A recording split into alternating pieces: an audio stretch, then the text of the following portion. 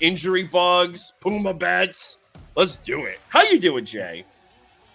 I've had better days. There comes a time, Puma, in every person's life that they've got to realize, it's over, right? I'm sure, the Romans knew it when their dynasty was over, right? They had to admit it to themselves. I'm sure the Shin dynasty, when it was over, they all had to admit it to themselves, right? I'm sure the Mongolian dynasty, that when that fell, people had to admit to themselves that it was over. And we saw the end of the New England Patriots dynasty as we knew it when they got beat down by the New Orleans Saints 34-0. Last week, the Patriots went down to Dallas, lost to the Cowboys 38-3, and we thought that was rock bottom, right? No, not even close to being rock bottom, because there's rock bottom of last week, a mile of crap, and then the rock bottom of this week when we lost to the Saints. I don't know what to say anymore, Puma. Like this Patriots team is we joke about it, and I always call him Bella Fraud instead of Belichick because I've always thought that it was more Tom Brady than Bill Belichick. We always hear about how Bill Belichick has a great system, how he can develop players, how he can find people in some front and make them into something special. All that, yes, makes sense when you have the greatest of all time as a quarterback to kind of cover up all those mistakes. But now we're seeing that Bill Belichick, without Tom Brady, is not just an average coach, he's a below average coach, and sometimes downright bad. Like he is at the point now where we all know the numbers. He's 20, I believe, 25 wins, 28 losses since Tom Brady left.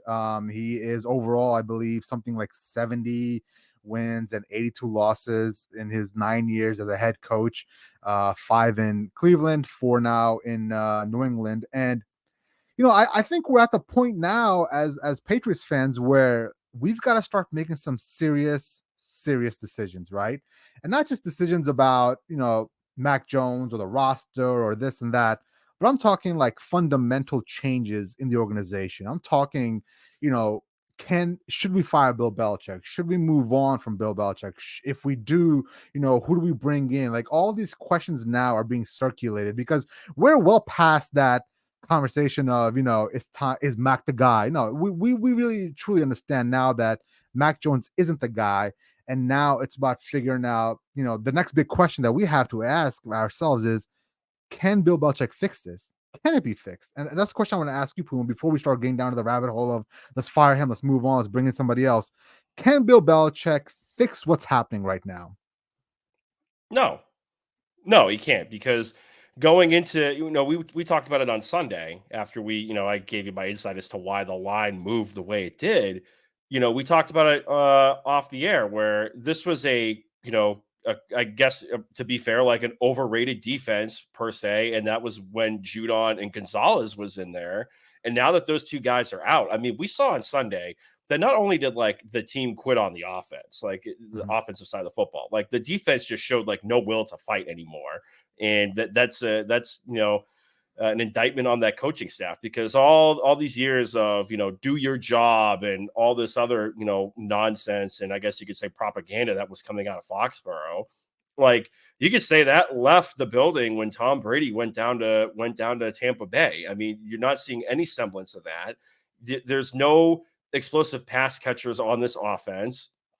You guys are now seeing why Mike Gesicki was, released from the Miami Dolphins. Like, not only could he not run block, he really wasn't that much of a dynamic player in the offense. The one air quote explosive guy that you have is Hunter Henry. And it must suck when you look at Monday Night Football and you see what Jacoby Myers has been doing compared to what Juju Smith-Schuster's been doing. And you had a guy like literally like in your building, willing to do whatever it took to essentially win and to buy into the Kool-Aid that was being handed out to everybody in that locker room. And you guys said, nah, no thanks. We'll go with this guy that came from the Chiefs that really we know nothing about. And oh yeah, by the way, he has like bad knees apparently.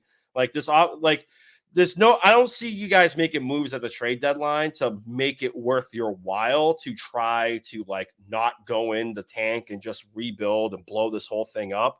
And even then, like, let's say you guys get Drake May or Bo Nix or Caleb Williams.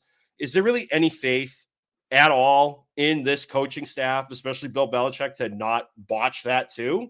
Because if I'm Bob Kraft and we're going to be picking more than likely picking in the top 5, and this is actually a really good quarterback class, probably the best in at least the last 7 years. I want an offensive minded coach. We're not in the 1980s anymore. Like you have to blow this up, and if that means getting rid of Bill, and then you blow it up, and his kids leave with him too, via con Dios. But I mean, what's going on now isn't working. Yeah, and what I don't understand is how we were able to play such a close game against the Philadelphia Eagles, the defending NFC champions.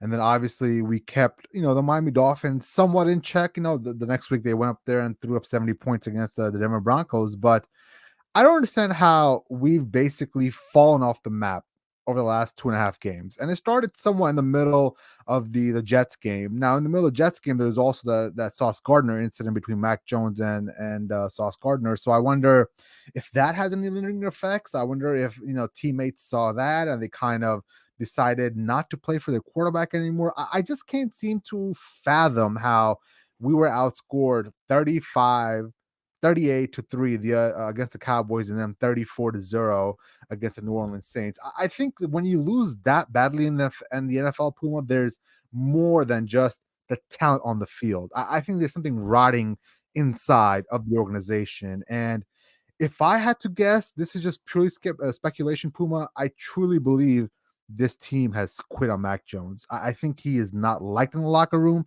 A lot of reports have come out, somewhat indicating that Mac Jones can be a problem, can wear teammates out. He isn't well liked. There's no allies in the building. There's a lot of rumblings going around about Mac Jones and who he is as a leader, not just a football player anymore. Now we're talking about to the core of him being a likable person in the locker room that I think is attributing to the fact that this team has semi-quit. And you can see in the body language, the moment he threw that pick 6 against the Saints, I felt as if a team was like, dude, are you kidding me? Are you for real? Like, again? Albert Bria had a great report before the Saints game that in practice, they've noticed that Mac Jones is not keeping his eyes downfield. He's looking at the rush, right? Bad mechanics. And because of that, he's throwing some pretty horrific passes in practice, so much so that the defense has to go up to him in practice and say, hey, man, listen, if you do that in the game, like that's going to be bad. And then they see that happening in the game. And I think that's where there's a lot of rub between the team and Mac Jones right now. What a time to be alive. He is now devolved into Zach Wilson.